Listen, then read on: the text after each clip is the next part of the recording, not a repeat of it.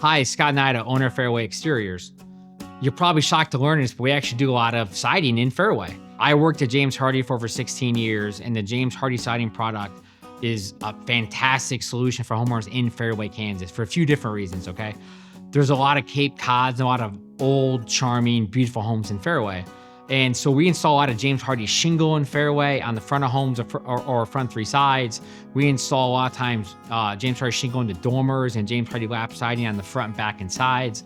And a lot of homes in Fairway have kind of they're two-tone. So you see a lot of still, cedar shingle siding with white trim. And so we do a lot of different siding colors where we're using bold, rich, dark colors or all white siding. Then when we use white trim.